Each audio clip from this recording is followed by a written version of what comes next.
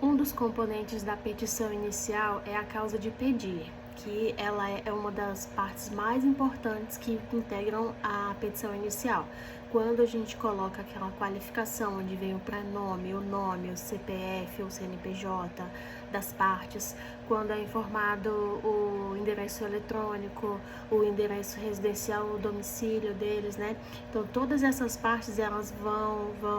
são etapas que vão preenchendo a petição inicial até chegar na fase principal, que é a causa de pedir. E a causa de pedir, ela tem alguns elementos que são fundamentais para que o pedido ele tenha que ser apresentado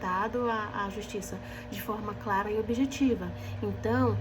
de acordo com o artigo 319 do inciso 3 do Código de Processo Civil, essa causa de pedir, ela tem que ter fatos e fundamentos bem explicados, bem esclarecidos, onde esses fatos eles vão trazer os elementos importantes que aconteceu ali durante aquela lide, que motivou a ingressar a propositura dessa ação. E todos esses fatos, eles têm que ter um nexo causal com os fundamentos que vão ser apresentados dentro dessa petição inicial. Então, esses fatos, eles têm que ser narrados de forma clara, objetiva, para que quando o juiz ele vai apreciar essa ação, ele consiga, de forma bem rápida e objetiva, ele consiga ter ideia de quais serão os pedidos e que esses pedidos eles façam conexão com esses fatos narrados dentro da petição inicial. E esses fundamentos, eles são alimentados pela legislação, pela jurisprudência, pelas súmulas vinculantes, pela doutrina e também pelos princípios fundamentais do direito. Todos eles que compõem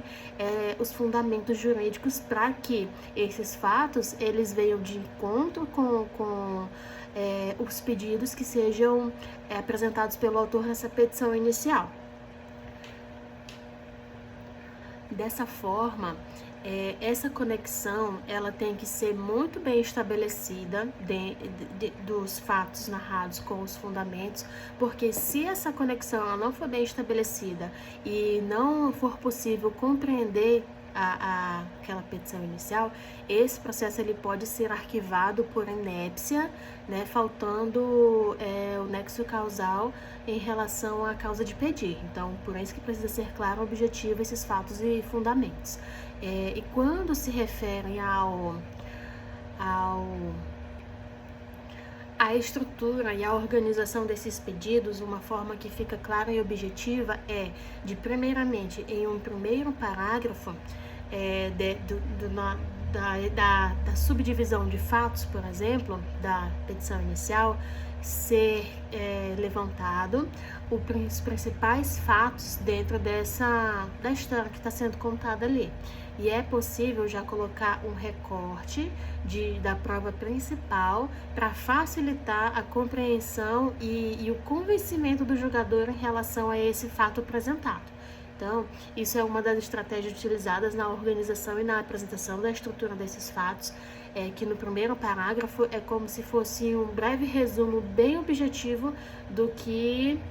está se tratando ali naquela petição inicial, e nos próximos parágrafos e no decorrer da petição inicial, quando a gente for levantar os fatos e fundamentos, é interessante que sejam utilizadas fontes ou o marca-texto, destaca-texto, o negrito, para que quando o juiz está lendo aquela petição inicial, ele consiga já de forma objetiva, fazendo link e conexões das informações, e isso vai acelerando e auxiliando na compreensão e no amadurecimento em relação aos pedidos que estão realizados ali naquela petição inicial.